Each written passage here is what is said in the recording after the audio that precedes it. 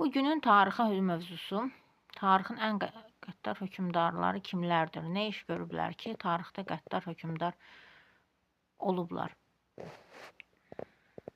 Çingizxan 1162-1227-ci il Monqol imperiyasının qurucusu, əlamətdar cəhətləri, sürətli və amansız işğalları ilə tanınır, şəhərləri yer üzündən silir, milyonlarla insanın ölümünə səbəb olurdu. Qəddarlıq nümunəsi 13-cü əsrin 20-ci illərində Xarəzmşahlar dövlətini tamamilə məhv etmişdir. Şəhərləri yandırıb əhalini qırmışdı. İvan Qrozny 1530-1584-cü illər. Əlamətdar cəhətləri Opriçina adlı xüsusi cəbhə ordusu ilə xalqı qorxu altında saxlamış və qəddarlıq nümunəsi olaraq öz oğlunu qəzəb anında öldürməsi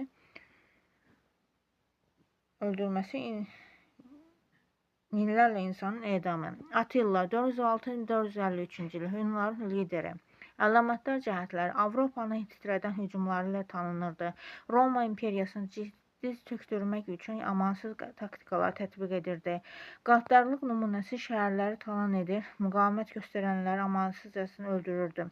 Caligula 12-41-ci illərdə Roma imperatoru idi.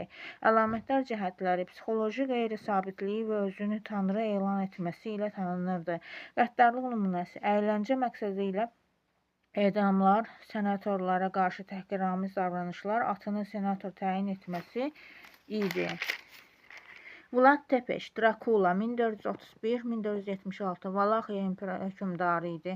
Əlamətdar cəhətləri kazıklı voyevoda ləqəbi ilə tanınırdı. Qorxu yaratmaq üçün insanları dirəyə kazıklayırdı.